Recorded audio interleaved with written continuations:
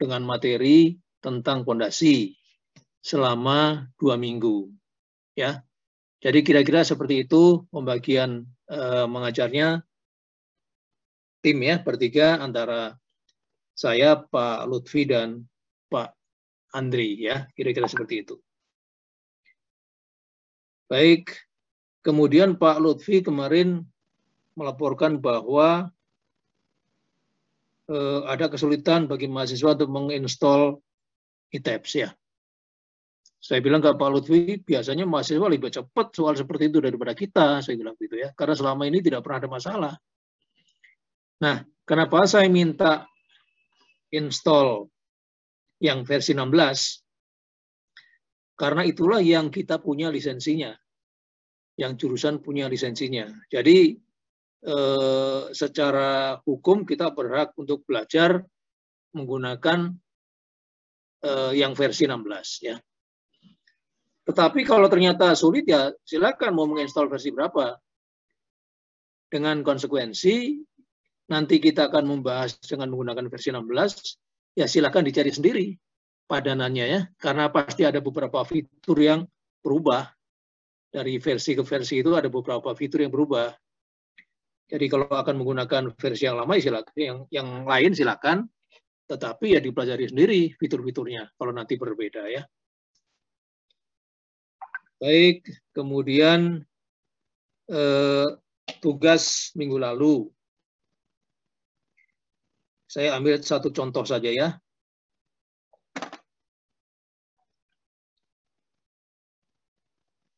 Ini adalah tugasnya Salsa Fadilah. Ya, jadi dimulai dari, sebentar ya. Nah, dimulai dari menghitung atau menentukan site class dari data tanah yang ada. Di sini Salsa menggunakan 2 data tanah, yaitu NSPT dan kuat geser rata-rata. Dengan 3 lapisan tanah, ya, masing-masing tebalnya 5, 10, dan 15. Maka dari perhitungan seperti ini betul ya, cara menghitungnya sudah betul, saya tidak cek angkanya. Ini adalah tebal lapisan total, kemudian ini adalah SPT dibagi tebal pada masing-masing lapisan. Ya. Maka hasilnya sekian, kalau angka ini benar, karena batasnya adalah 15 dan 50, maka contoh tanah ini merupakan tanah sedang ya, atau site class D ya, site class D.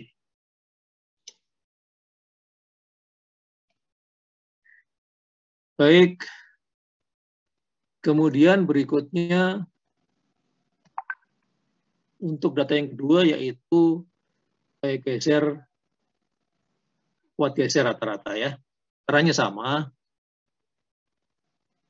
maka didapatkan kuat geser rata-ratanya adalah 80 dan ini termasuk site class D yaitu tanah sedang karena batasnya adalah 100 dan 50 ya. Nah, itu cara menentukan site class ya. Sampai di sini mungkin ada pertanyaan? Belum ada, Pak. Belum ada, Pak. Belum ada, baik.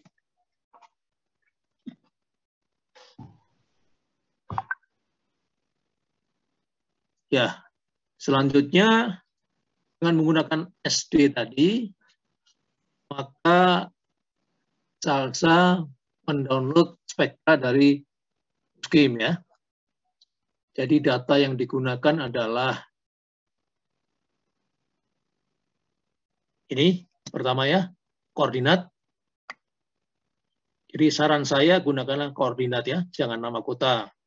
Karena nama kota itu deviasinya besar sekali.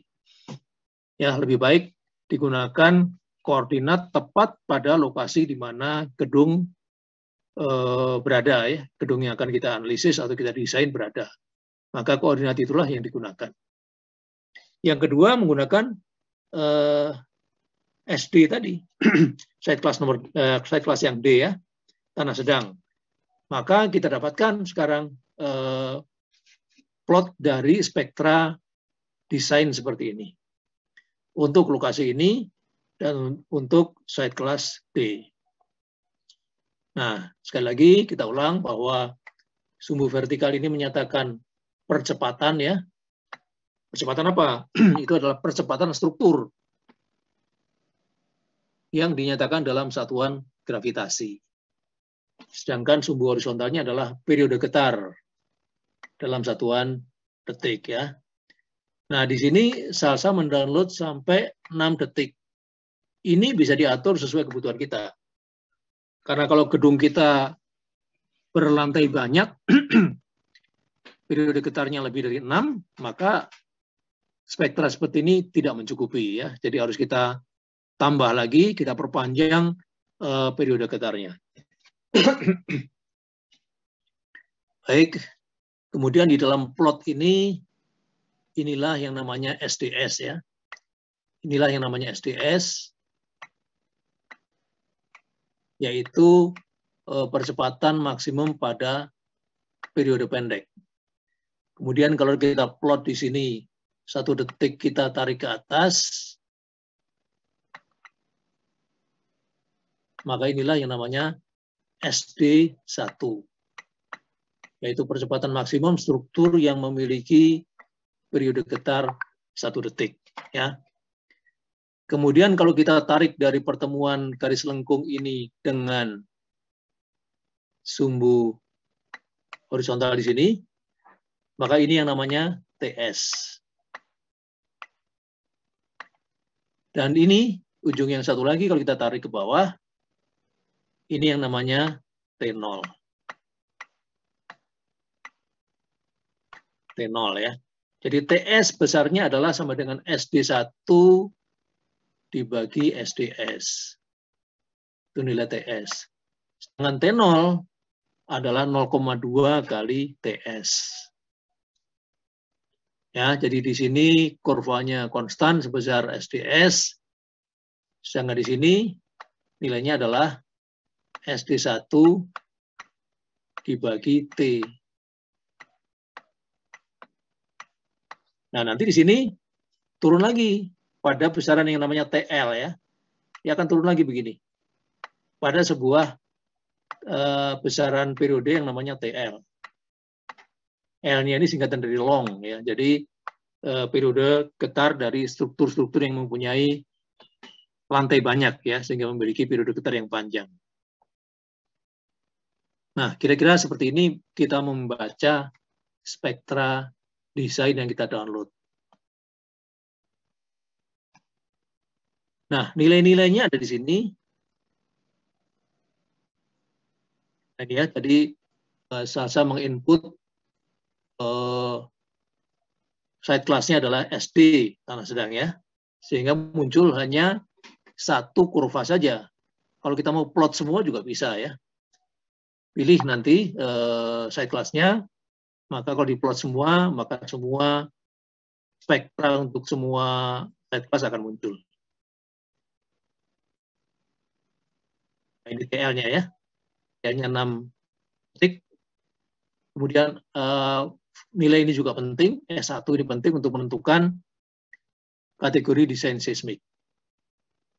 Nah, ini nilai-nilai yang tadi ya, T0-nya adalah 0,15, ini adalah 0,2-nya TS, TS-nya adalah SD1 dibagi SDS, kemudian ini SDS-nya, dan ini SD1-nya ya.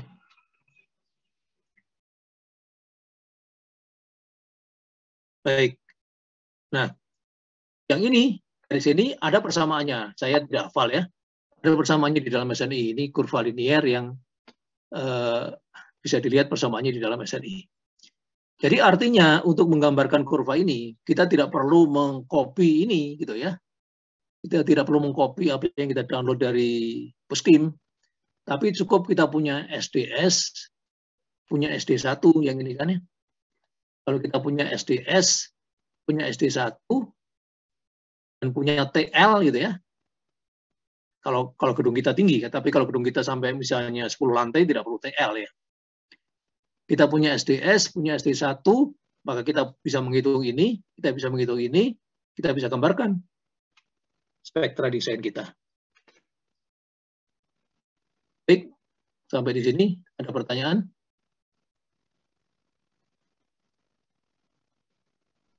Belum ada, Pak. Baik, kalau belum kita lanjutkan dengan materi yang saya kirimkan tadi malam.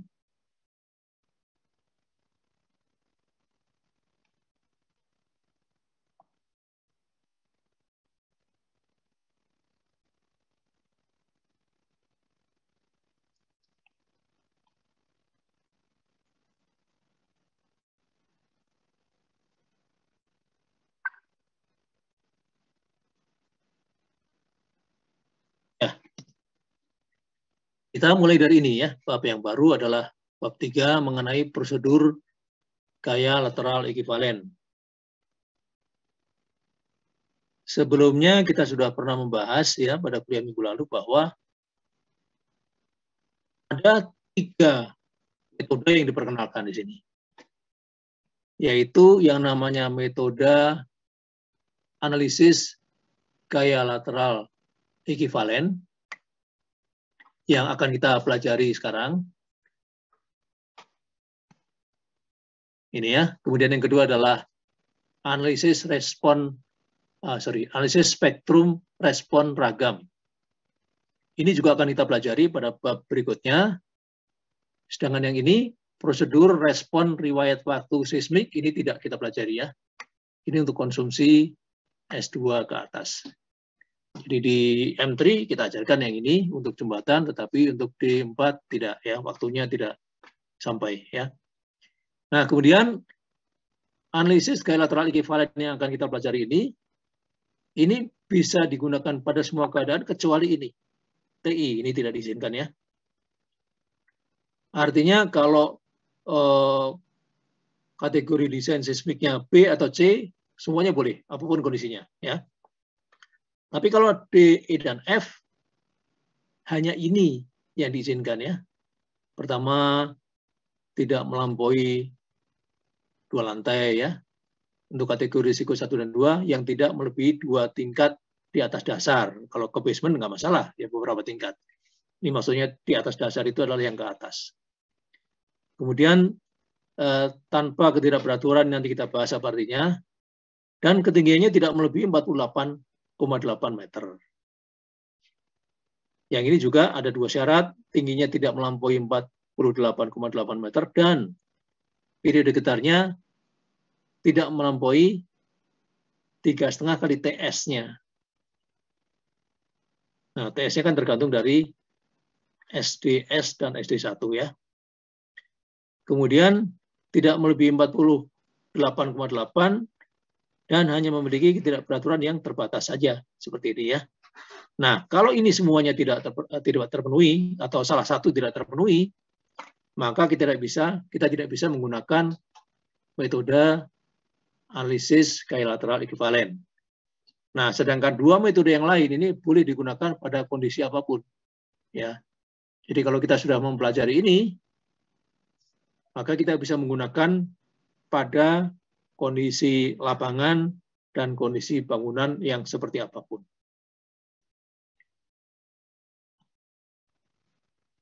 Baik. Nah, sekarang kita akan menggunakan yang metode pertama tadi, prosedur gaya lateral ekivalen. Dulu namanya metode statik ekivalen ya, sama saja artinya. Sekarang dengan SNI yang baru orang masih seringkali menyebut statik ekivalen, sama saja artinya. Prinsipnya begini. Jadi kalau ada sebuah struktur yang mengalami getaran di pondasinya akibat gempa, maka getaran ini akan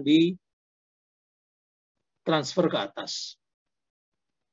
Sehingga didapatkan misalnya simpangan yang terbesar akibat gempa tersebut nilainya adalah delta. Nah, kita tahu bahwa getaran ini fungsinya acak seperti ini. Gempa merupakan getaran yang acak ya. Sehingga cukup sulit untuk diformulasikan secara matematis. Karena itu muncul metode ini. Sekarang kita ganti gaya gempa ini dengan gaya lateral yang bekerja pada lantai-lantai gedung. Saya ambil contoh yang paling simpel dulu, 1 lantai. Jadi gaya gempa ini dibuang, diganti dengan gaya lateral pada lantai. Karena itu disebut gaya lateral. Nah, ekivalennya artinya apa? Ekivalen ini adalah gaya pengganti ini memberikan pengaruh yang ekivalen dengan pengaruh yang diakibatkan oleh gempa ini. Jadi misalnya kalau kita ukur di sini, simpangannya maksimum selama getaran gempa adalah delta, maka kita usahakan agar gaya F ini menimbulkan simpangan yang sama sebesar delta, yang ekivalen. Ya. Karena itu kita bisa buang gaya gempa ini, kita gantikan dengan gaya ekivalen yang arahnya lateral ini. Nah, kalau sudah sampai di sini, maka persoalannya adalah persoalan statika biasa. Karena gempanya sudah diganti dengan gaya statik. Karena itu dulu disebut gaya metode statik ekivalen. Karena gaya yang digunakan adalah gaya lateral statik. Nah, persoalannya adalah bagaimana kita mengganti pengaruh gempa ini menjadi gaya lateral ekivalen ini. Itulah persoalannya ya. Kalau sudah ketemu, maka ini menjadi persoalan statika biasa. Baik. Nah, sekarang kalau prinsip tadi kita gunakan pada gedung yang bertingkat banyak. Maka pertama kali kita ganti gaya gempa ini dengan gaya yang namanya V, yang kita sebut sebagai gaya geser dasar seismik, atau istilah aslinya adalah Bézier. Ya, jadi pertama kali prosedurnya adalah kita ganti gaya ini, gaya gempa ini, dengan gaya geser seismik, V. Nah, tentu saja secara statik kita belum bisa bekerja, karena gaya ini bekerja pada perletakan. Bagaimana kita akan menganalisis strukturnya kalau gayanya bekerja di perletakan, ya? Maka kemudian gaya geser dasar seismik V ini kita distribusikan ke masing-masing lantai dengan cara tertentu, ya. Menjadi F1, F2, F3, F4 dan selanjutnya sesuai dengan jumlah lantai. Nah, jadi di sini muncul dua persoalan. Bagaimana cara menggantikan pengaruh gempa ini menjadi gaya V, gaya geser dasar seismik. Persoalan kedua adalah bagaimana mendistribusikan gaya geser dasar seismik V ini menjadi gaya lateral tingkat masing-masing, F1, F2, dan seterusnya. Nah, coba perhatikan di sini penamaannya ya. Penamaannya ini adalah F1, F2, F3, dan selanjutnya. Karena itu kita biasakan minimal di dalam kuliah ini, kita menyebut ini lantai 1. Bukan ini lantai 1, ini namanya lantai dasar atau ground floor. Ini lantai 1, lantai 2, lantai 3, dan lantai 4-nya adalah atap, kalau seperti ini ya. Jadi ini kita sebut ground floor atau lantai dasar. Ini lantai 1. Sehingga nanti pas dengan penamaan gaya lateral pada lantai 1 yaitu F1.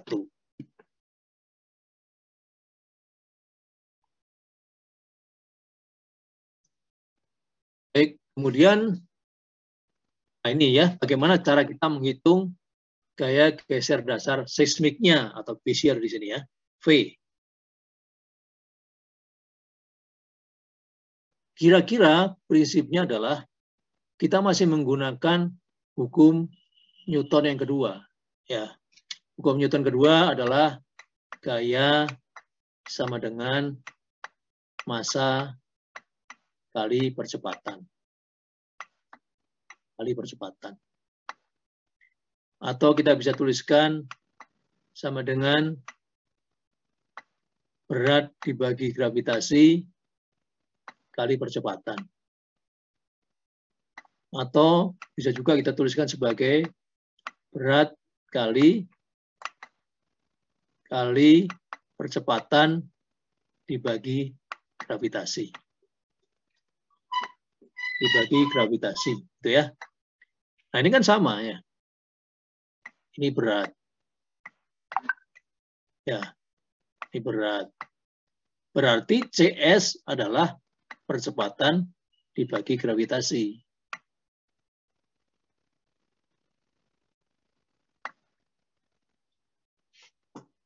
Nah, karena itu kalau kita ingat tadi kita mempunyai spektra seperti ini misalnya ya.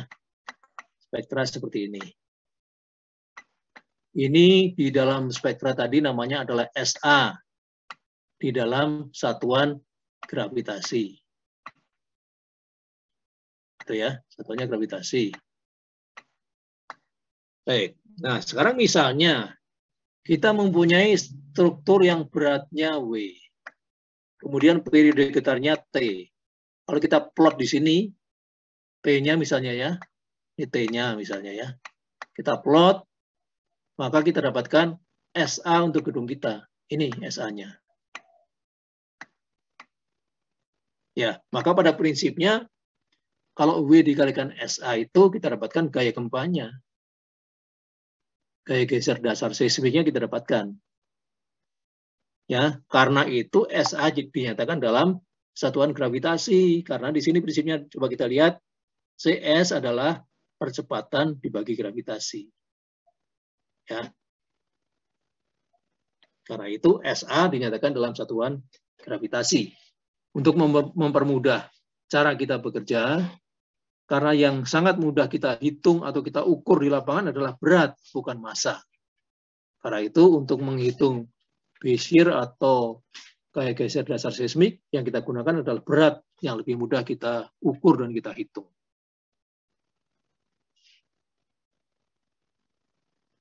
Kalau ada pertanyaan silakan langsung dipotong saja. Nah, sekarang apa itu CS ya? CS-nya ternyata seperti ini. Ini CS ya, ini CS. Jadi dibedakan pada kondisi begini. Kalau T periode getarnya kurang dari TS, maka digunakan ini. Yang saya berikan kotak merah ini. Artinya untuk T tidak lebih dari TS, maka garis ini dianggap konstan sampai 0. Tidak ada ini lagi. Ya, dianggap konstan sampai 0. Untuk menghasilkan gaya maksimum yang lebih aman ya. Dianggap ini konstan sampai 0. Jadi kalau T-nya kurang dari TS, maka digunakan ini. Kalau T-nya terletak antara TS dan TL, maka ini yang digunakan. Kalau lebih dari TL, ini yang digunakan.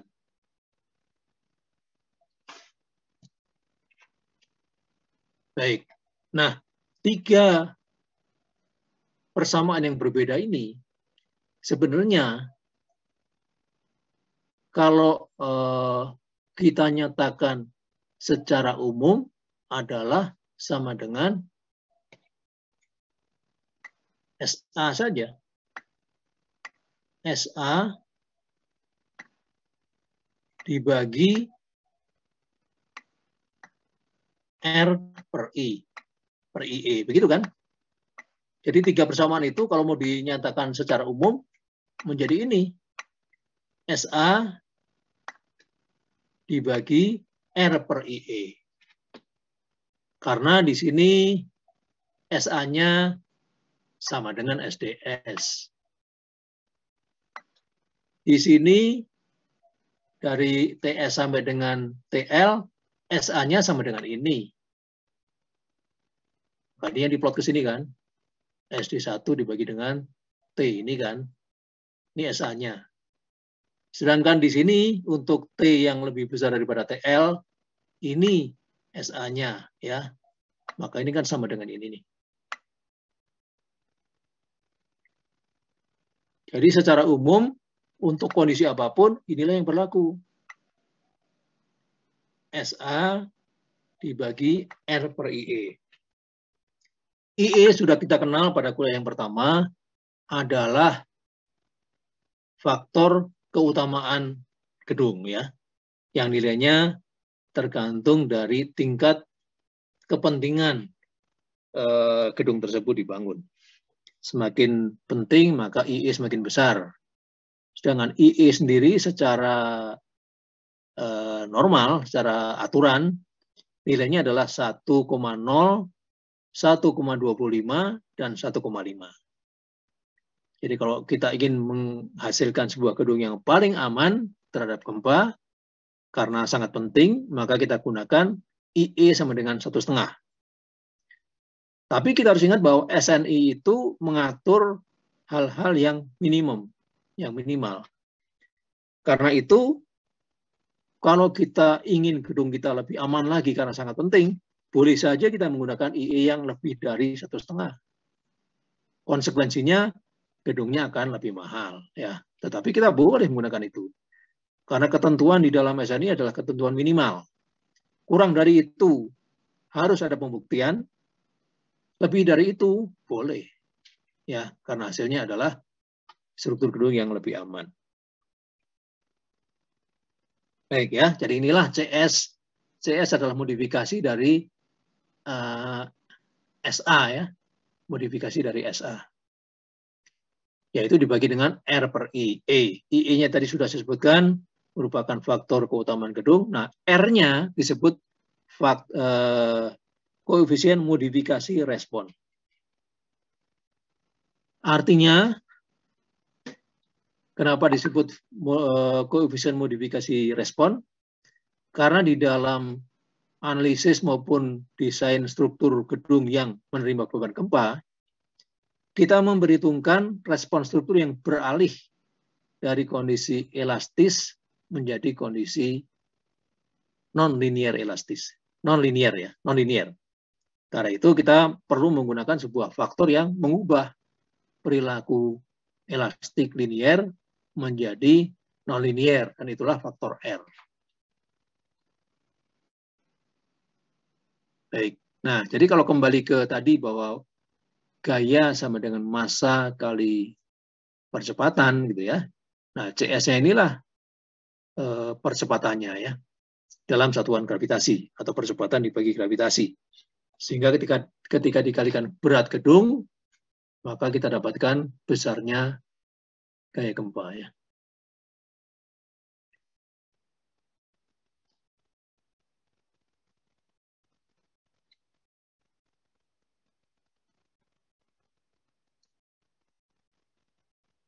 Baik, selanjutnya. Nah ini tadi ya menegaskan kembali contoh yang tadi sudah di-download oleh Salsa ya. Jadi seperti ini. Nah ini persamaan yang tadi ya, persamaan linear yang tadi, yang menghubungkan antara T sama dengan 0 sampai dengan T0. Ini namanya T0 di sini ya. Ini kenapa pindah ke sini nih? Ini harusnya di sini ya, T0. Nah ini kurva linear ini, garis linear ini, persamaannya adalah ini. Jadi tetap saja kita memerlukan SDS untuk menghasilkan garis ini kalau diperlukan ya. Karena pada umumnya desain dan analisis cukup menggunakan nilai yang konstan sampai 0 ya. Kemudian ini turun mengikuti kondisi ini. Nah ini ya, jadi yang semula aslinya spektra seperti ini, untuk keperluan desain diluruskan saja seperti ini. Sehingga strukturnya lebih aman.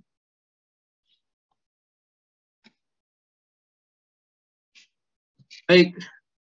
Nah, sekarang kita akan pelajari bagaimana menentukan ini, periode getar struktur ini. Ya.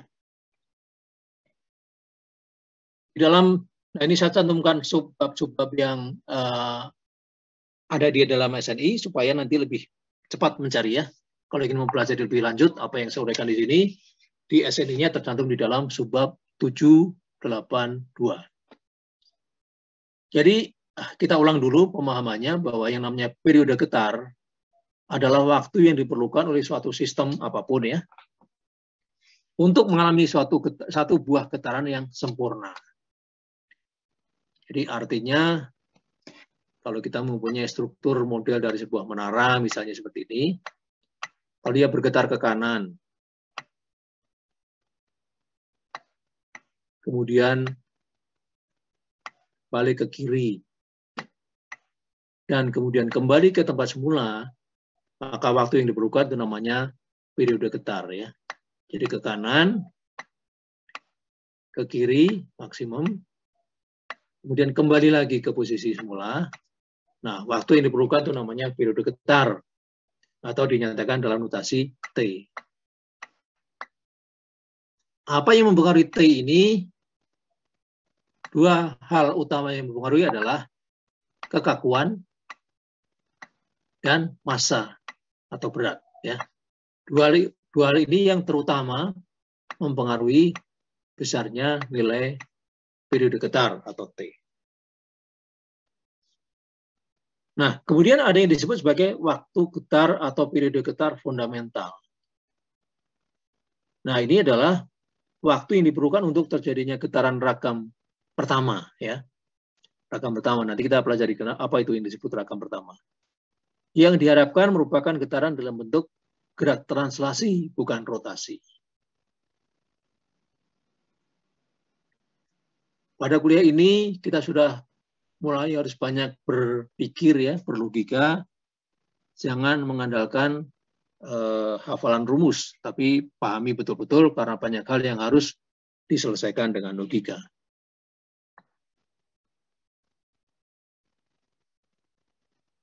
Baik, untuk periode getar, pemahamannya seperti ini.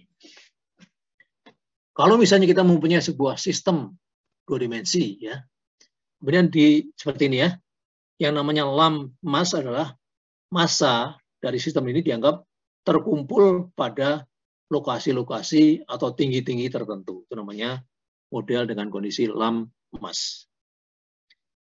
Kalau kemudian sistem ini digetarkan, maka kemungkinan getarannya seperti ini. Bentuknya nomor 1 ini, nomor 2 ini, nomor 3 ini. Jadi pada umumnya kalau massanya ada 3 buah, maka getarannya untuk 2 dimensi ada 3 buah juga seperti ini. Untuk 2 dimensi, kalau 3 dimensi beda lagi nanti.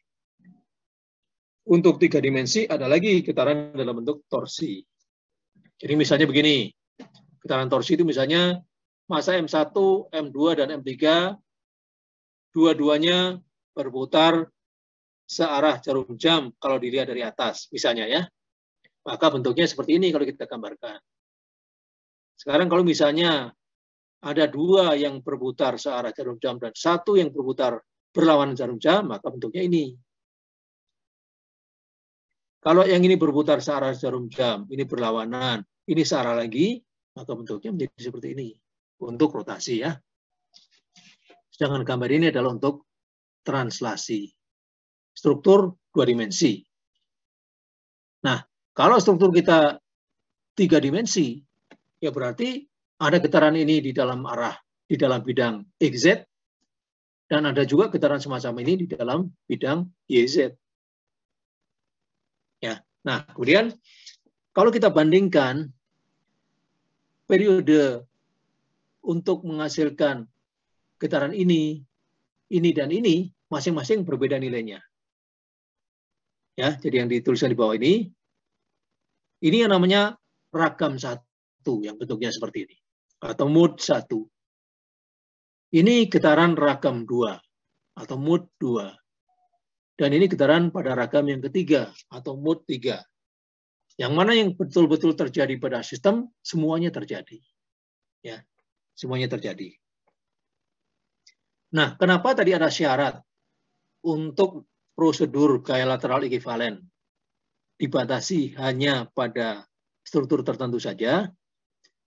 Karena prosedur gaya lateral ekivalen itu didasarkan hanya pada yang ini saja, pada ragam 1 saja, dengan mengabaikan pengaruh ragam 2, ragam 3, dan sebagainya. Nah, apakah itu aman? Aman untuk kondisi tertentu, di mana ragam 2 dan ragam 3 dan selanjutnya sudah jauh lebih kecil pengaruhnya daripada ragam 1. Jadi boleh diabaikan. Itulah sebabnya penggunaan prosedur gaya lateral ekivalen dibatasi, yaitu pada kondisi di mana ragam 1 jauh lebih dominan dibanding ragam-ragam yang lain. Ya. Nah, kalau kita bandingkan, maka T1 ini nilainya lebih daripada T2. T2 lebih daripada T3 dan seterusnya. Nah, ragam satu inilah yang disebut sebagai ragam fundamental. Jadi artinya periode fundamental adalah periode ini, pada T1 ini. Pada satu arah, misalnya bidang XZ. Nanti pada bidang YZ ada lagi periode fundamental ya, untuk getaran yang arahnya tegak lurus dibanding getaran yang lain. Baik. Nah, periode fundamental ini T1 ini semuanya, periode semua ini T1, T2 dan T3 ini didapatkan dari analisis struktur. Jadi kalau kita menggunakan ITAPS misalnya, maka kita akan dapatkan T1, T2, T3 dan seterusnya. Tetapi kalau analisisnya dilakukan dalam bentuk 3 dimensi, maka akan tercampur antara T1 bidang XZ, T1 bidang YZ, dan seterusnya, dan semuanya diberikan nomor berurut. Jadi di dalam struktur 3 dimensi, bisa saja yang namanya T2 adalah periode fundamental pada bidang YZ misalnya, gitu ya. Nanti kita akan lebih paham ketika sudah menggunakan ITAPS. Baik. Nah, itu tadi periode yang didapatkan dari analisis struktur menggunakan software. Kita juga diberikan sebuah cara untuk menentukan periode fundamental dengan cara pendekatan, ya. Tapi hanya fundamental saja, artinya dengan pendekatan kita hanya dapat yang ini saja, ragam satu saja. Kita tidak bisa mendapatkan pendekatan untuk ini dan ini, tidak bisa ya. Jadi yang ada di dalam SNI pendekatannya itu hanya untuk periode fundamental saja. Yaitu dengan metode empiris seperti ini. Ya, jadi kalau tadi dinyatakan sebagai T ya, jadi periode di sini adalah T, T1, T2, T3 dan selanjutnya. Untuk membedakan, maka periode fundamental yang didapatkan dari cara pendekatan dinyatakan dalam notasi TA. Ya, jadi kalau ada TA itu artinya pendekatan, ya, didapatkan dengan metode empiris. Sama dengan CT kali HN pangkat X. HN-nya adalah tinggi total gedung sampai ke atap. Ya, jadi ini adalah struktur yang paling atas. Kalau di atasnya lagi ada tambahan sesuatu yang bukan struktur, tetap saja HN-nya sampai di sini saja. Baik. Kemudian bawahnya dari mana? Nah, bawahnya ini adalah dari suatu lokasi di mana gedung bisa dianggap terjepit pada level itu. Nah, jadi yang paling aman adalah kalau kita menganggap level jepitnya ini adalah pada level pile cap. Bukan pada level lantai dasar, ya, tapi pada level pile cap. Jadi HN adalah kira-kira jarak dari pile cap sampai dengan struktur yang paling atas. Nah, di dalam salah satu seminar dinyatakan bahwa setiap SNI itu masih membuka peluang untuk interpretasi yang berbeda-beda dari masing-masing orang. Iya, memang betul. Jadi dari interpretasi yang umum dijumpai, maka level penjepitan itu dianggap adalah merupakan level dari muka atas pile cap. Mungkin orang lain bisa saja menganggap yang berbeda ya. Tidak apa-apa asal bisa dipertanggungjawabkan dan hasilnya masih aman. Baik, itu HN ya, tinggi struktur. Kemudian ada faktor CT dan faktor X. Ya, sebelumnya dulu saya pernah tidak percaya pada formula ini. Alasan saya begini, mana mungkin sebuah periode getar hanya dipengaruhi oleh tingginya saja. Jadi misalnya seperti ini. Sebuah model dengan kolom 4. Tingginya HN. Dinyatakan periodenya sekian. Kalau saya tambah kolomnya menjadi 10, sama saja seperti ini. Sama saja seperti ini. Nah, padahal mestinya dengan jumlah kolom yang lebih banyak, struktur akan lebih kaku dan T-nya akan mengecil. Nah, tapi rupa-rupanya ini sudah sebuah proses statistik. Ya, jadi dari sekian banyak gedung yang diamati, kira-kira ternyata TA-nya adalah seperti ini, ya. Nah, jadi kalau sudah seperti itu ya karena ini sudah statistik ya tentu saja tidak perlu dibuktikan dengan matematis ya. Statistiknya menyatakan seperti itu. Bahwa TA kira-kira bisa didekati dengan CT kali AN pangkat X. Nah, ini adalah CT dan X-nya.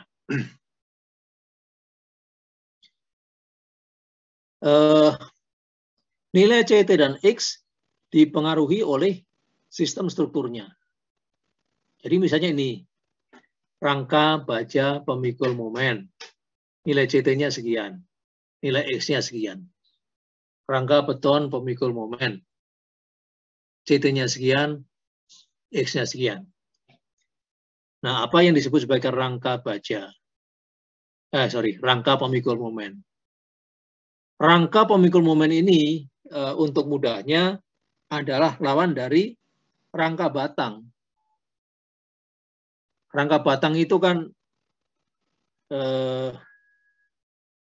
bahasa aslinya disebut sebagai truss ya, sebagai truss.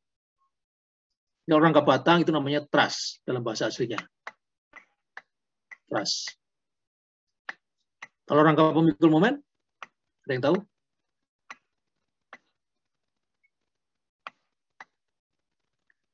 Kalau rangka pemikul momen ini adalah frame. Frame ya. Jadi itulah bedanya frame dengan truss. Kalau frame itu elemen-elemennya mampu menahan momen dan geser. Kalau truss tidak bisa. Kalau truss itu elemen-elemennya hanya bisa menerima gaya berupa aksial ya. Gaya tekan atau gaya tarik. Baik. Kemudian berikutnya, jadi kalau digambarkan kira-kira begini ya, yang namanya rangka pemikul momen itu, kalau digambarkan ya seperti bentuk-bentuk yang tadi, kira-kira seperti itu. Nah, begitu, ini namanya frame atau rangka pemikul momen. Nah, kemudian di sini ada struktur yang lain, yaitu rangka baja dengan bracing eksentris, rangka baja dengan bracing terkekang tertekuk, dan semua sistem lainnya. Baik, kita bahas yang kedua, yang ini ya. Rangka baja dengan bracing eksentris itu kira-kira begini. Rangkanya dari baja. Rangkanya dari baja. Nah, gini, misalnya ya. Kemudian ada bracingnya. Saya gambar dua sekalian ya, biar jelas bedanya.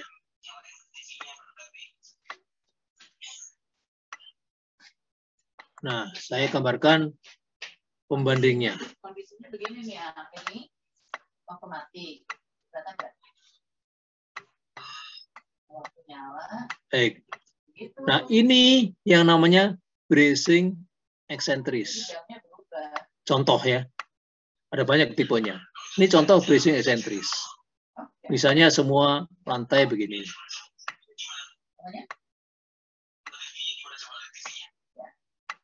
Nah, ini bracing eksentris. Sedangkan bracing yang konsentris adalah ini. Contohnya ya. Contohnya yang seperti ini bracing konsentris namanya.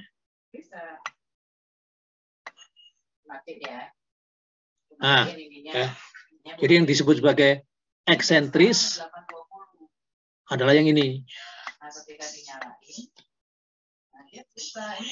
Ini termasuk salah satu sistem yang dianggap lebih baik dalam menerima gempa ya, yang kiri dibanding yang kanan.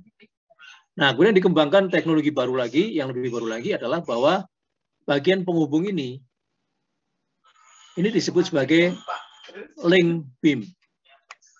ya, disebut sebagai link beam.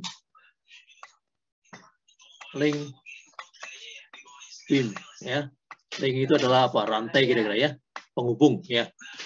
Nah, sudah dikembangkan sebuah metode di mana kalau gedung ini mengalami kerusakan akibat gempa, maka yang rusak adalah linknya. Nah, setelah gempa berhenti, maka linknya dilepas, diganti yang baru. Itu ya, jadi sifatnya seperti sekring di dalam instalasi listrik. Kalau ada kerusakan, yang putus sekringnya, gitu kan ya. Tinggal diganti sekringnya. Ini juga sama. Kalau rusak dikondisikan, yang rusak adalah link beamnya. Sehingga setelah gempa berhenti, linknya dilepas, diganti yang baru. Ya. Nah, itu disebut sebagai bracing eksentris. Kemudian, yang ini, ada bracing terkekang terhadap tekuk. Ini misalnya ya. Misalnya bracing ini gitu ya. Nah, kalau saya gambarkan penambangnya, bracing tersebut dibentuk dari sebuah lempengan baja yang tipis yang dilindungi oleh sebuah beton yang tebal. Ya. Nah, tetapi ini punya celah antara antara baja yang biru ini dengan betonnya itu punya celah tipis gitu ya. Nah, sehingga baja yang biru ini bisa bergerak sendiri, tidak terkekang, tidak tertahan oleh beton ini. Nah, kalau saya gambarkan dari samping, kira-kira bentuknya begini. Ini bracingnya, ya. Ini adalah selimut luarnya yang beton itu. Kemudian ini bajanya yang di dalam. Nah, kenapa disebut dikekang terhadap tekuk? Karena ketika dia menerima gaya tekan, kecenderungannya adalah dia mengalami tekuk ya, karena dia tipis. Nah, tapi karena dia ditahan oleh beton di sekelilingnya, maka dia tidak bisa mengalami tekuk ketika menerima gaya tekan. Ya, nah sehingga ini juga sama berperan seperti sekring juga. Ketika gempa besar terjadi, maka baja di dalamnya inilah yang mengalami leleh, mengalami plastis. Nah, keuntungannya adalah elemen struktur yang mengalami plastis ketika gempa terjadi itu akan menyerap energi yang sangat banyak.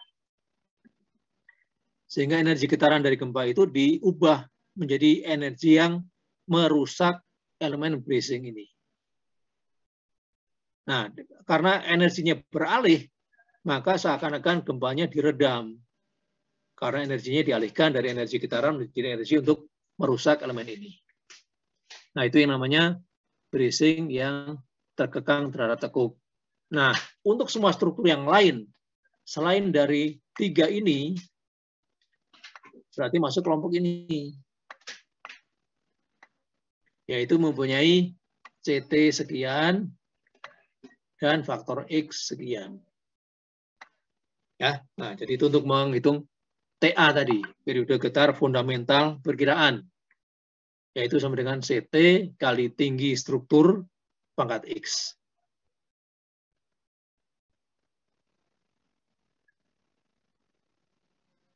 Baik. Nah, ini satu cara ya, CT kali AN pangkat X. Ada cara yang lebih simpel lagi seperti ini. Periode getar fundamental pendekatan itu sama dengan 10% dari jumlah lantai, begitu saja. Ya. Jadi kalau misalnya gedungnya 3 lantai berarti TA-nya 0,3 detik. Gedungnya 10 lantai berarti TA sama dengan 1 detik. Begitu pendekatannya ya. Tetapi cara ini boleh digunakan dengan syarat, yaitu ini ya, tidak lebih dari 12 lantai. Strukturnya merupakan rangka pemikul momen. yang seluruhnya beton atau seluruhnya baja. Ini bukan komposit ya, bukan kayu dan sebagainya.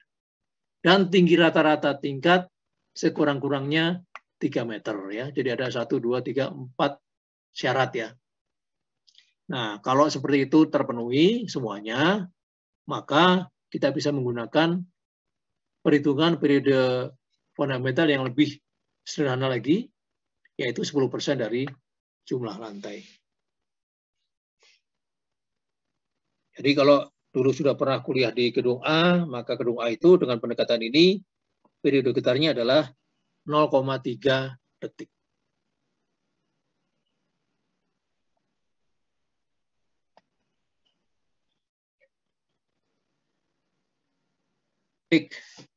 Nah, kemudian di dalam analisis,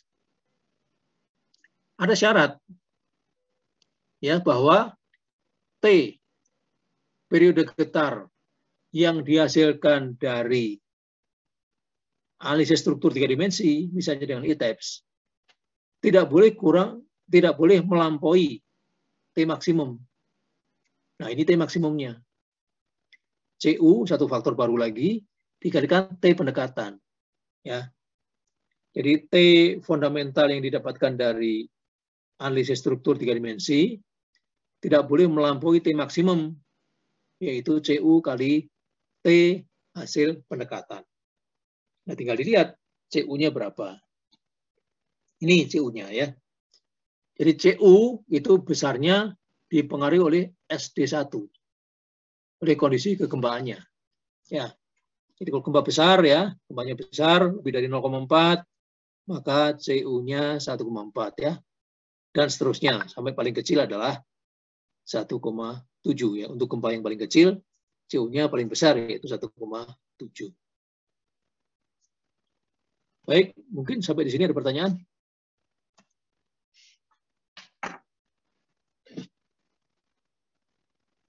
Bapak mau bertanya? Ya. Yang terkait bracing terkekang terhadap tekuk, berarti itu dimensinya tuh lebih besar daripada yang bracing eksentris ya Pak? Soalnya kan ada betonnya. Oh iya, tampak keluarnya betul. Jadi dimensi yang terkekang terhadap tekuk betul. Kalau dilihat betonnya, karena ada betonnya, ya lebih besar. Tapi kalau dibandingkan bajanya lebih tipis. Karena memang kita berharap bracingnya rusak. Kalau tadi yang eksentris tadi, yang rusak adalah link beamnya. Kalau yang bracing terkekang terhadap tekuk, yang rusak adalah bracingnya. Jadi kalau dibandingkan dimensi totalnya, ya itu lebih besar, ya kelihatan ada beton yang besar gitu ya. Tetapi kalau dilihat dalamnya, dia mempunyai ukuran baja yang lebih kecil dibanding yang eksentris ya, karena memang maksudnya supaya rusak, supaya menyerap energi ketika gempa merusak bracing tersebut. Begitu. Terus Pak, ada lagi kalau misalkan yang eksentris berarti kan kita tinggal benerin linknya aja. Kalau misalkan yang tekuk, kita benerinnya gimana kan? Bajanya ada di dalam betonnya. Iya, itu juga bisa dilepas ujung-ujungnya, ya. Nah, karena tadi kan tidak melekat itu antara baja dengan beton pembungkus itu ada celah tipis. Ya tinggal ditarik saja. Dilepas semuanya gitu ya, kemudian diambil, ditarik. Begitu ya. Jadi bisa diganti. Nah, yang tidak bisa diperbaiki dengan cara itu adalah bracing yang konsentris. Kita tidak bisa meramalkan dengan pasti di mana kerusakannya. Ya, nah kalau bracing yang tahan tekuk tadi dan yang eksentris itu kita sudah rencanakan rusaknya di link beamnya atau rusaknya di bracing yang tipis itu. Terjawab kira-kira? Terjawab Pak, terima kasih. Baik, saya minta waktu 5 menit sebentar ya.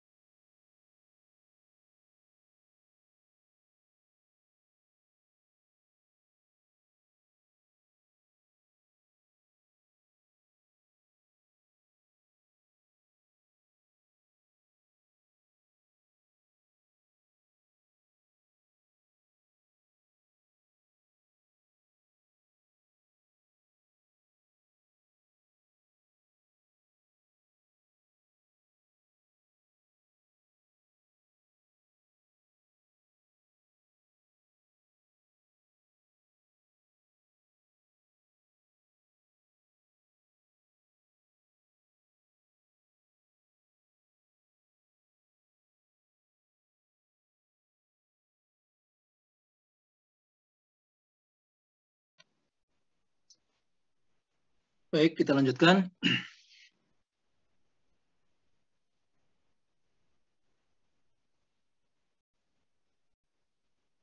Ya, nah ini yang disebut sebagai faktor modifikasi respon ya. Jadi ilustrasinya kira-kira begini. Di sebelah kiri ini adalah sebuah struktur yang elastis. Jadi ketika dia mendapatkan gaya, timbul deformasi sebesar delta gitu ya, tapi elastis.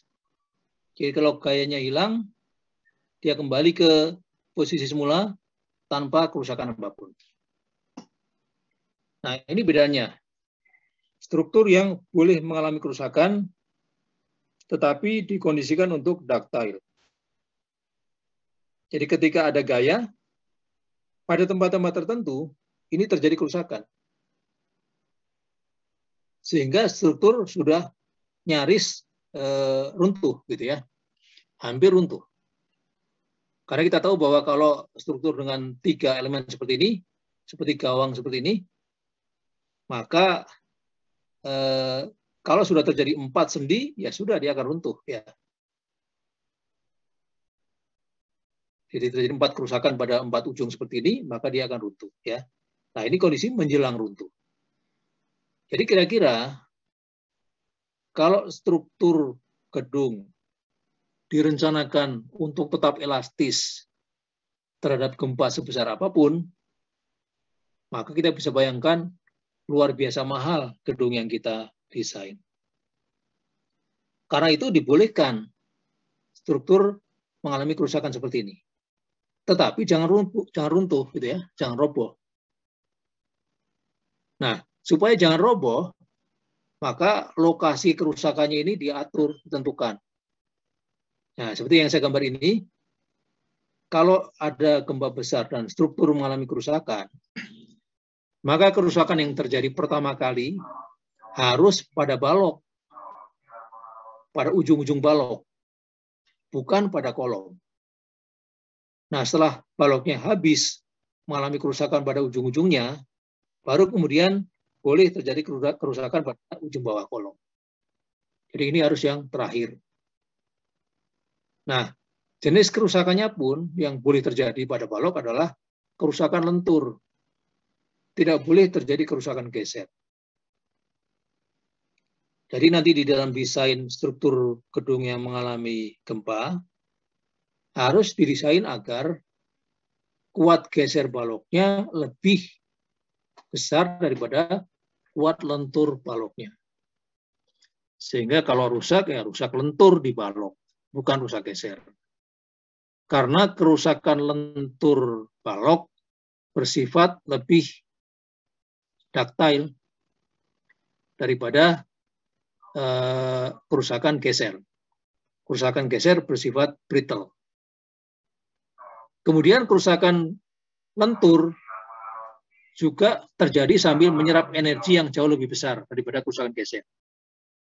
Sehingga ketika ada sebuah kerusakan, itu artinya ada konversi dari energi gempa menjadi energi yang merusak elemen tersebut. Sehingga dengan demikian seperti ada redaman, ada pengurangan energi gempa menjadi energi untuk merusak elemen struktur tersebut, ya, sehingga gempanya akan berkurang pengaruhnya. Tetapi syaratnya adalah jangan rubuh. Artinya bahwa dalam hal tersebut keselamatan jiwa manusia tetap dinomorsatukan, ya. Kalau rusaknya gedung itu pasti efeknya kepada ekonomi, ya, finansial pasti. Tetapi usahakan supaya keselamatan jiwa nomor 1. Itu adalah filosofi dari desain gedung yang menerima beban gempa. Nah, supaya struktur kita bisa berperilaku ductile seperti itu ketika ada gempa, maka diperlukan sebuah perhitungan untuk men-switch atau mengubah perilaku elastik menjadi perilaku ductile. Itulah yang disebut sebagai faktor modifikasi respon. Yang kira-kira penjelasannya seperti ini.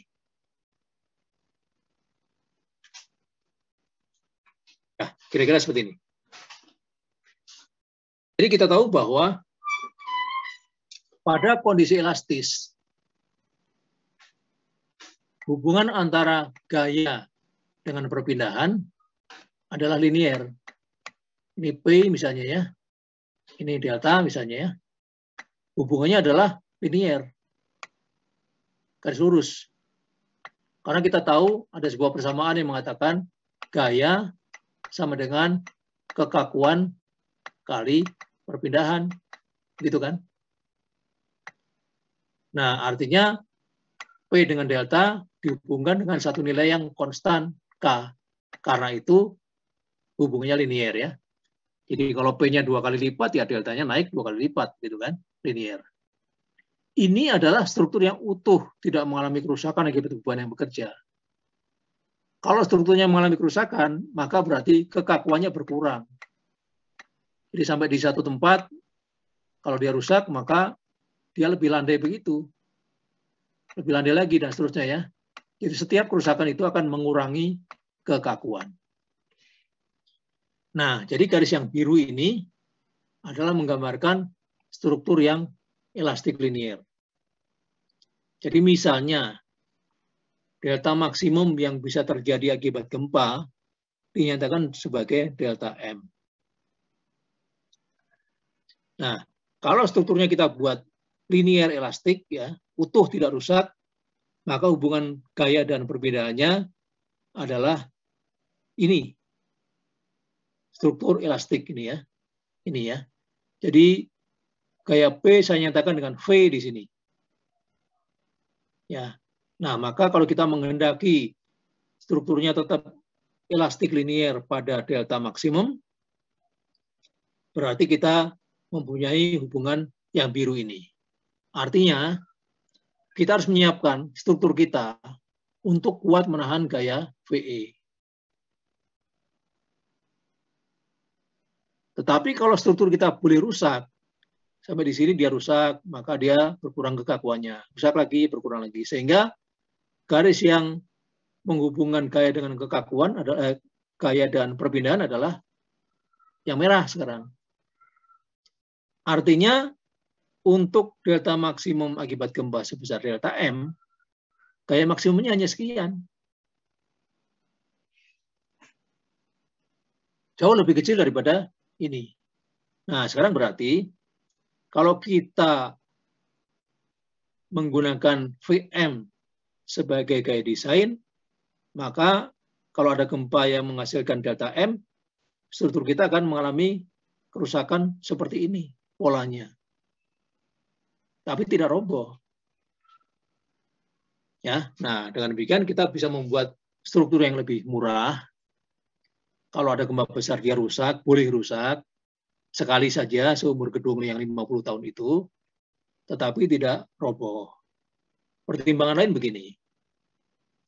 Gempa yang kita pakai untuk desain itu adalah gempa yang return periodnya 2.500 tahun. Jadi artinya gempa sebesar itu rata-rata kejadiannya adalah 2.500 tahun sekali. Sedangkan umur rencana gedung kita 50 tahun. Jadi gedung yang kita bangun belum tentu ketemu dengan gempa besar yang kita pakai untuk mendesain tersebut. Sehingga kita bisa bayangkan mahal sekali kalau kita harus mendesain dengan gaya VE tadi, menjaga supaya gedungnya tidak rusak sama sekali kalau ada gempa besar, sementara gempanya belum tentu datang yang sebesar itu ya. Nah, karena itu diizinkan untuk menggunakan gaya yang lebih kecil. Artinya kalau gempa yang 2.500 tahun tadi datang, mungkin strukturnya rusak, tetapi tidak boleh roboh ya. Nah, persoalannya adalah persoalan detail. Bagaimana kita merancang dan membuat sebuah detail sehingga ketika gedung rusak berat tetap tidak bisa roboh gitu ya, tidak roboh. Nah, dilanjutkan lagi bahwa VM ini adalah maksimum gitu ya. Pertama kali terjadi kerusakan itu namanya VY. Y adalah leleh gitu ya. Jadi gaya yang menyebabkan kerusakan pertama kali disebut VY.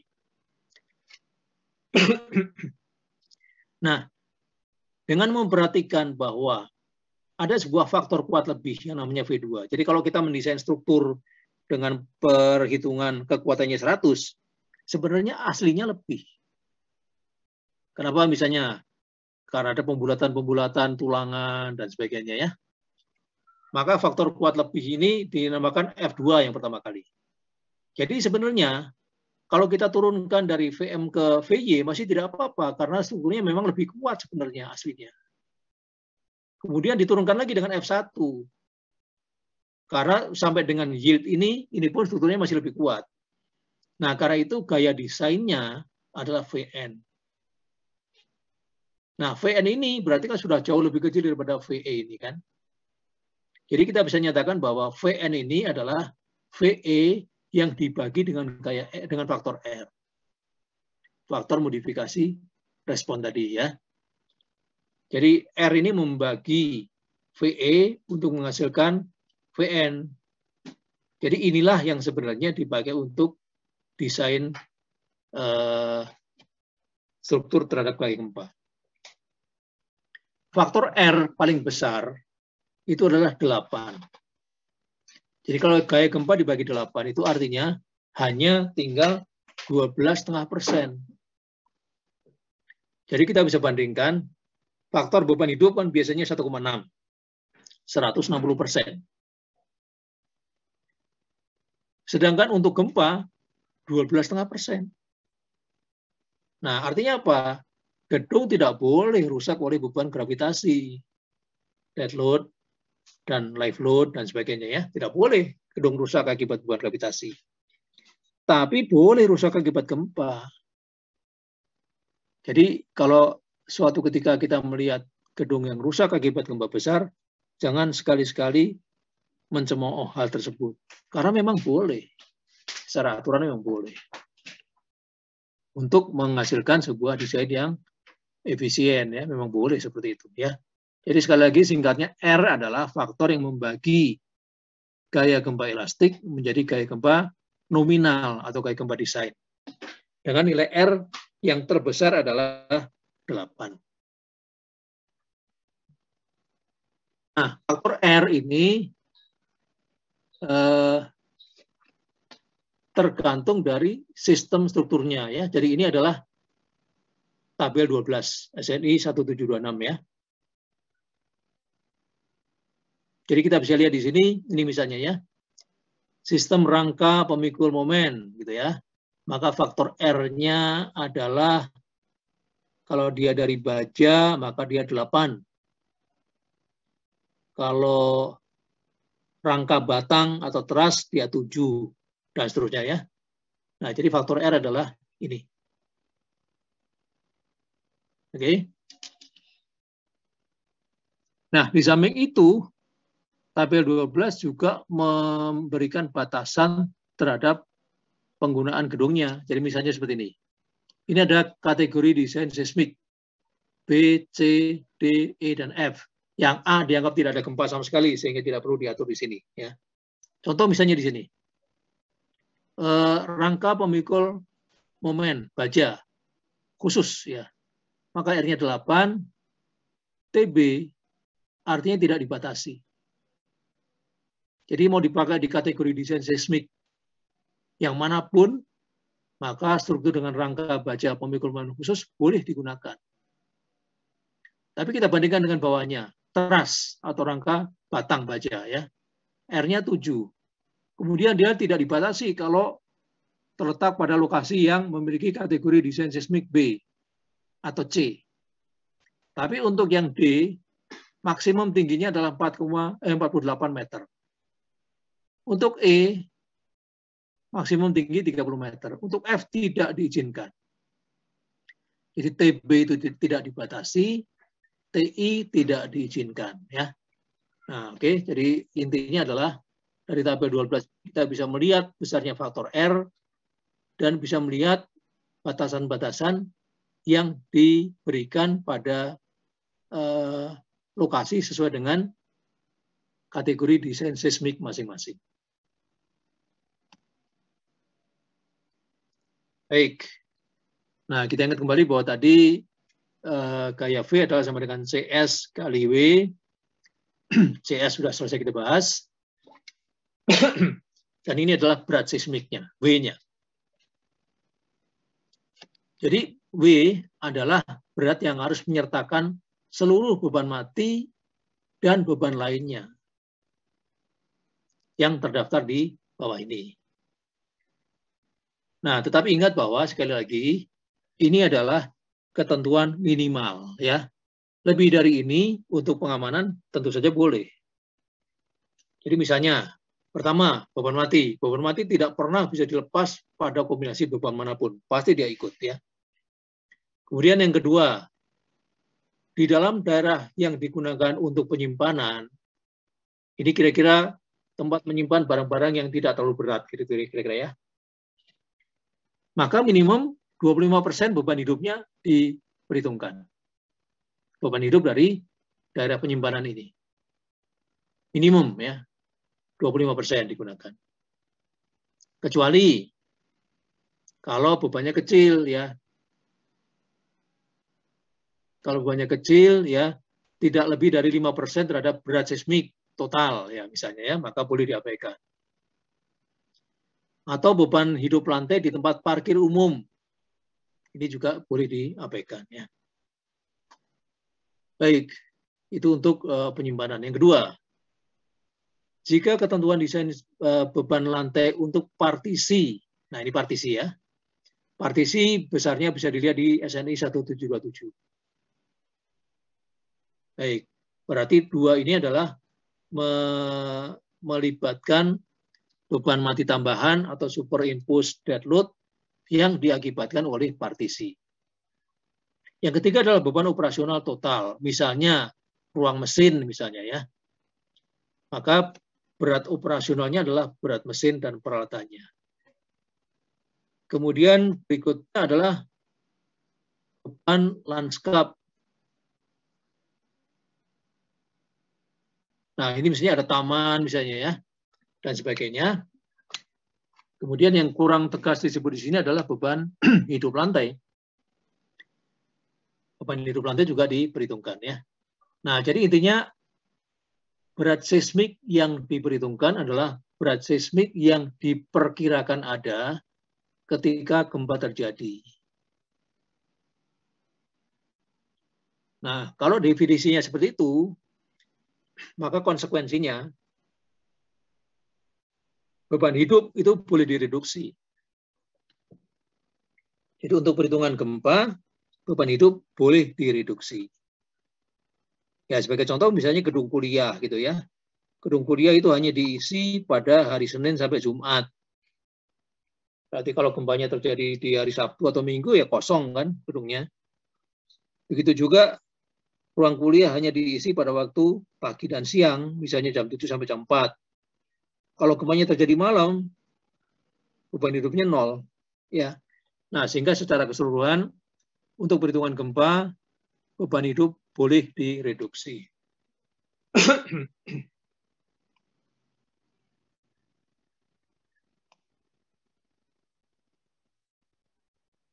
Nah, kira-kira seperti ini ya.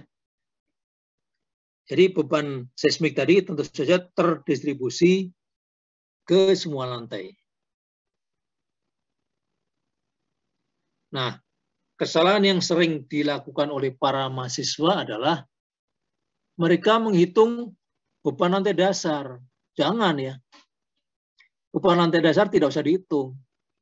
Jadi beban-beban yang langsung diterima oleh tanah tidak usah diperhitungkan dalam analisis struktur yang menerima beban gempa. Nah, jadi kira-kira kalau kita akan menghitung manual, kira-kira seperti ini. Ini balok ya, berarti di lantai 1 ini, W1 terdiri dari balok.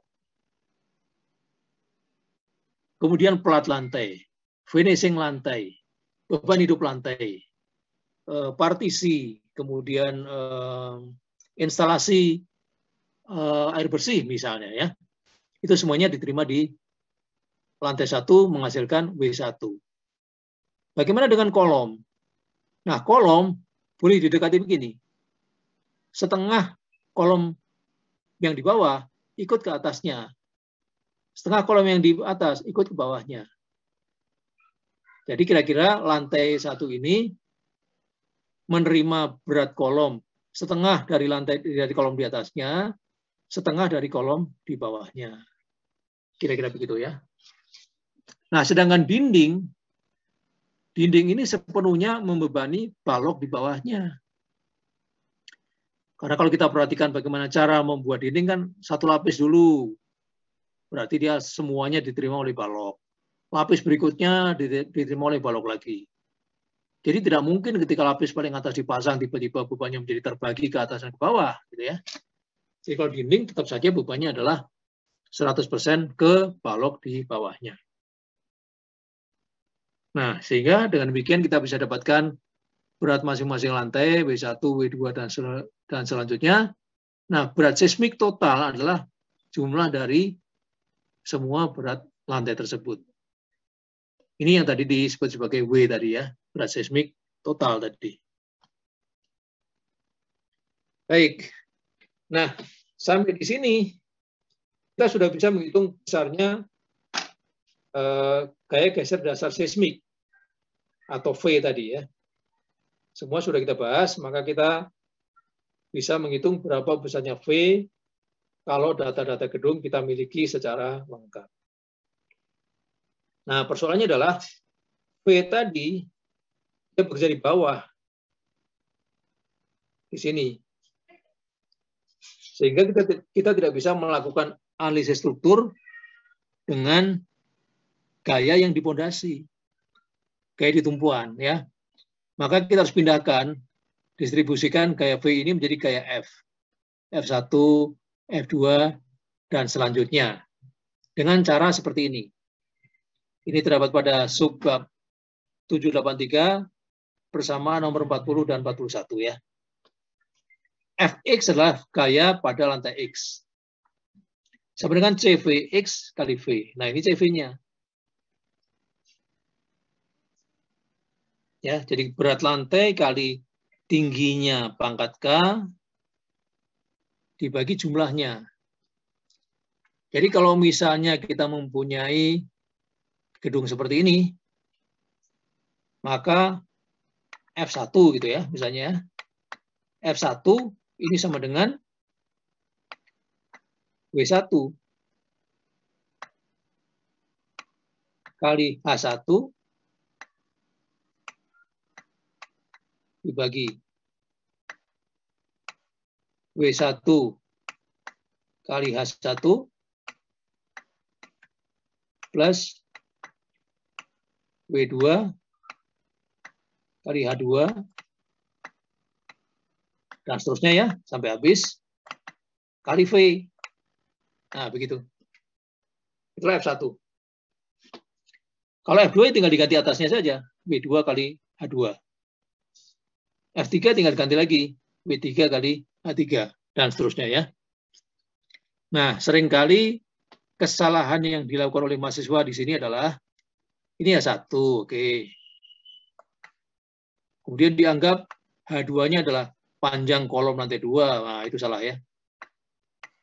Ini H2, bukan. H2 itu diukur dari bawah. Ya, bukan ini H2. H2 itu diukur dari bawah. Jadi ini H2 sampai sini. Ini H3 dari bawah sampai ke atas, ya. H3. Oke, nah jadi dengan demikian kita sudah punya sekarang gaya geser pada masing-masing lantai. Gaya lateral pada masing-masing lantai. Nah, selebihnya adalah statika biasa kan. Bagaimana menghitung pengaruh gaya tersebut menjadi gaya dalam, menjadi reaksi perletakan, menjadi perpindahan, dan sebagainya. Nah, ini keterangannya ya. CV-nya adalah faktor distribusi vertikal yang ini tadi bicaranya ya. Dan V adalah shear atau gaya lateral desain. Ini yang saya sayangkan ya. Seringkali ada definisi yang tidak konsisten begitu ya. Ini kan tadi di depan disebut sebagai gaya geser dasar seismik. Sekarang disebut sebagai gaya lateral desain total ya. Sama saja ya. Atau gaya geser di dasar ya. Jadi definisinya macam-macam. Tapi ini adalah gaya geser dasar seismik yang tadi dibahas di depan ya, atau Bezier. W1, WI dan WX adalah berat lantai I dan lantai X, begitu saja ya simpelnya ya. HI dan HX adalah tinggi lantai I dan lantai X. Dihitung dari bawah sampai ke puncak. Nah, K adalah satu koefisien yang nilainya ini. Nilainya ini. Kalau periode getarnya kurang atau sama dengan 0,5, maka K-nya sama dengan 1. Kalau lebih besar atau sama dengan 2,5, K-nya sama dengan 2, gitu ya. Nah, di antara keduanya interpolasi linier ya, seperti ini ya. Ini berarti di sini adalah T-nya sama dengan setengah, ini T-nya sama dengan 2,5 gitu ya. Jadi ini nilainya 2, nilainya 1. Baik, itu faktor K.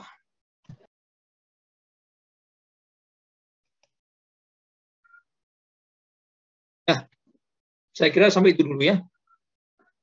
Sampai situ dulu. Sekarang untuk hari ini, coba buat sebuah perhitungan ya. Setelah minggu lalu mendownload Respon Spektra Design, maka untuk sekarang coba dibuat hitungan seperti ini. Buatlah model gedung ya, 3 lantai saja. 3 lantai saja. Tentukan dimensi kolom dan baloknya. Ya. Tentukan dimensi kolom dan baloknya. Kemudian untuk supaya cepat, anggap saja berat ini ya, berat balok yang saya berikan gambar biru ini, berat balok ini langsung diketahui beban hidupnya berapa, beban matinya berapa. Langsung dijumlah, ditambah setengah tinggi kolom, bawah dan atasnya. Maka akan dihasilkan W1, W2, dan seterusnya ya. Baik. Setelah itu, tentukan tipe strukturnya. Sehingga dari tabel 12, kita dapat faktor R-nya. Tentukan fungsi gedungnya. Sehingga kita dapat IE-nya. Ya. Nah, kemudian kita bisa hitung berapa V-nya. Berapa V-nya. Dan terakhir di sini. Berapa F-nya selesai. Ya. Jadi masih ada waktu banyak ya, 1 jam lebih. Silakan buat tugas yang kedua ini, yaitu membuat model gedung 2 dimensi saja dulu. Kemudian dihitung beratnya, kemudian ditentukan strukturnya, dan dihitung berapa gaya V dan gaya F. Baik, ada pertanyaan?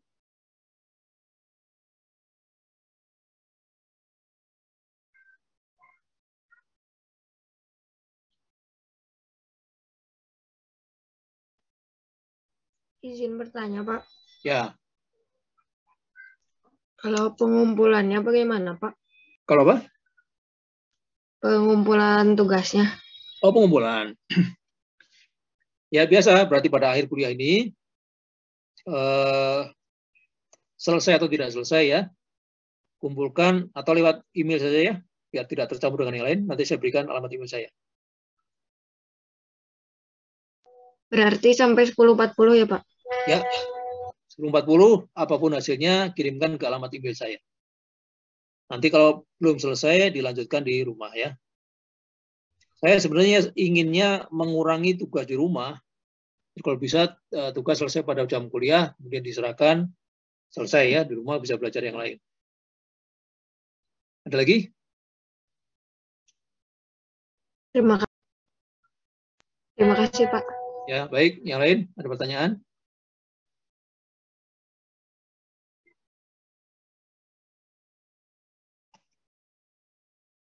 Tidak ada? Tidak ada, Pak. Saya belum Baik. ada, Pak. Ya. Jadi untuk pengumpulan tugas kumpulkan ke alamat email saya.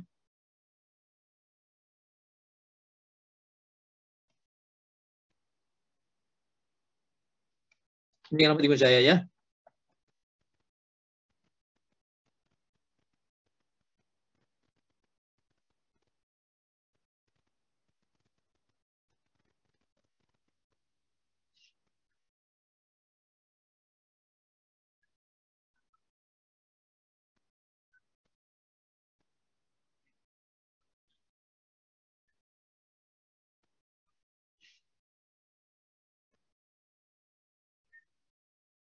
Udah ya, jelas ya? Ya, Pak. Ya, jadi jam 10.40 tadi nanti kumpulkan tugasnya di alamat email tersebut. Ini yang hadir 24 ya. 2, 3, 4, 5. Baik, silakan buka kameranya. Saya akan buat foto untuk bukti kuliah.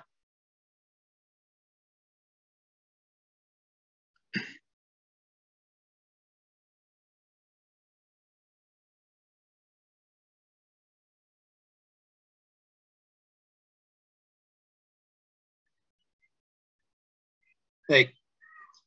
Ya, saya ambil foto untuk bukti kuliah. Irsyad mana Irsyad? Ada Irsyad. Ya, Irsyad hilang lagi ya.